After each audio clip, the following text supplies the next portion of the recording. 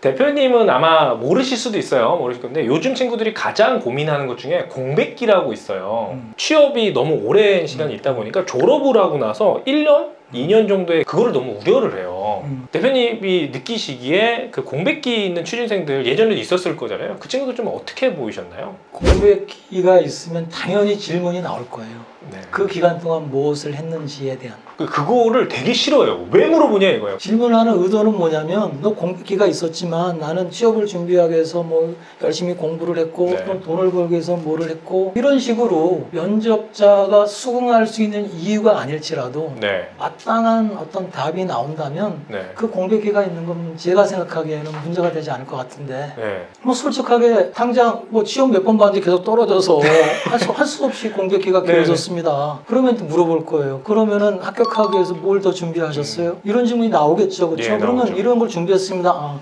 그러면 플러스가 되는 거죠, 오히려. 근데 이게 허송세월 그냥 놀았다, 그냥 놀고 싶었다, 직장 다니기 싫어서라든지 뭐 기타 등등이었다면 마이너스가 되겠죠.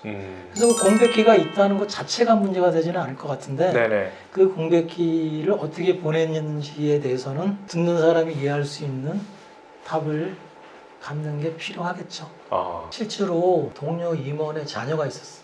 고민을 하길래 이제 나한테 보내라. 네네네. 소위 말하면 모의 면접 비슷하게 하면서 이런저런 얘기를 하다가 제가 그 공백기에 관련된 네네네. 질문을 여러 개 했죠. 네. 그리고 뭐라고 답하는지를 봤지. 역시 답을 잘 못하더만. 답을 잘 못하는 게 어떤 경우냐면 자기가 대답하기 싫은 자기의 약점 이런 질문이 나오면 답을 잘 못하는 맞아요. 경향이 있어요. 네. 근데 그거 전혀 뭐 흠을 잡으려고 그러는지 이런 의도가 있는 게 아니기 때문에 솔직하게 자기의 생각 그다음에 실제 했던 이왕이면 긍정적인 일들을 얘기하면 될 것 같아요.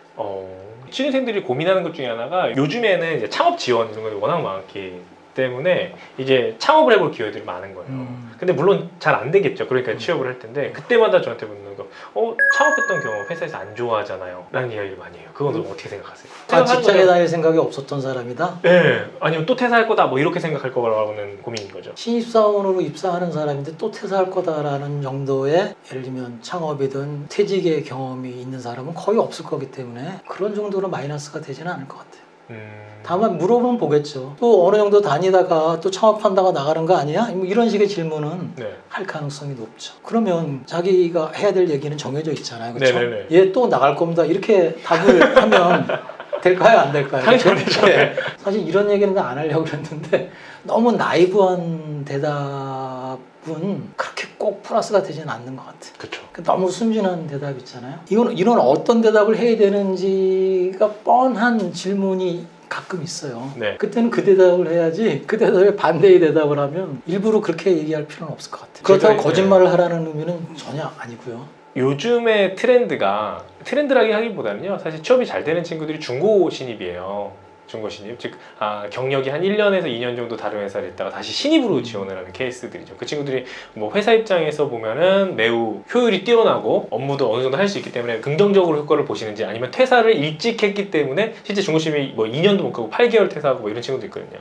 그런 것 때문에 조금 더 부정적으로 보시는지 어느 쪽으로 좀 보시는 둘 다일 것 같은데 아마 잘 된다면 적어도 직장 생활이 뭐라는 것을 경험해 봤잖아요. 네. 질문하는 사람, 면접위원들이 무엇을 원하는지를 따로 공부하지 않아도 더 잘 알 거예요. 틀림없이. 임원 면접이 대부분은 사실은 어떤 답을 하면 더 점수가 높게 나올겠구나라는 것이 예측되는 질문들이 어느 정도는 포함되어 있다고 생각되거든요. 답이 있다 대부분. 답이 있다기보다는 이렇게 얘기하면 네. 좋게 평가받겠구나라고 네. 느껴지는 질문들이 제법 있다는 거죠. 네네네네. 그러면 그때 아마 중고 신입이라는 친구들은 네. 그 듣고 싶은 답을 얘기할 거예요. 신입들은 아마 상대적으로 듣고 싶은 답보다는 자기 생각을 얘기하려고 하는 경우가 많을 거고. 근데 각각 장단점은 있을 것 같아요. 그러니까 입에 발린 소리를 하는구나라고 느낄 정도의 답이라면 마이너스가 될 거고 아 역시 저 친구는 직장 생활을 조금 해서 조직 생활의 기본적인 애티튜드가 되어 있구나. 더 잘하겠는데? 네. 빨리 적응하겠는데? 이렇게 긍정적으로 작용할 수도 있을 것 같아요. 가장 힘든 부분이 지원한 이유를 말하라는 부분이거든요. 지원 동기죠. 근데 대표님도 아시겠지만 지원하는 동기가 어떤 게 있겠습니까? 사실 삼성이니까 지원한 거고 돈을 벌고자 일을 하고자 지원하는 포인트들이 있는 거거든요. 난처한 질문인데 그거는 그렇다고 뭐 돈을 벌기 위해서 지원했습니다. 이렇게 그게 이제 나이브한 답변이거든요. 답변이죠. 예. 그거는 답이 정해져 있는 거잖아요. 그 정도는 타협을 해야죠. 이래저래 해서 그러니까 제가 그동안 배웠던 것을 사회에 뭐 실현해갖고 뭐 국가 발전에 뭐 이런 얘기 할 수 있잖아요. 그 면접관님도 다 알고 계신 거죠? 쟤네들이 저런 얘기할지. 대부분 그렇게 답을 할 거니까 뭐 네. 질문 하나가 네. 뭔가 아주 무슨 폐부를 찌르는 어떤 날카로운 걸로 해갖고 뭐를 딱 구별하겠다라고 준비해서 면접위원들이 질문하는 거는 아니죠. 아니기 때문에 예민하게 생각하실 필요는 없을 것 같아요. 되게 인상 깊었어요. 사실 면접관님들도 모든 것들이 엄청 날카로운 질문을 하는 거는 아니다. 그냥 이제 대화가 질 때 이것도 그냥 물어보고 저것도 물어보고 뭐 이런다는 말씀이죠. 그렇죠. 기본적으로 이러이러한 질문을 해야 되겠다고 준비되어 있는 것 네네. 플러스 본인이 이런 거를 나한테 물어보세요 라고 이미 나는 이런 사람이라고 했던 것이 사실인지 네네. 왜 그랬는지 그 다음에 본인이 답변하는 것 중에 더 체크해 보고 싶은 것들 크게 이게 세 가지일 거예요. 세 가지를 가지고 이제 종합적으로 그렇죠. 이제 예, 그럼 자소서를 잘 써야 돼요. 그러니까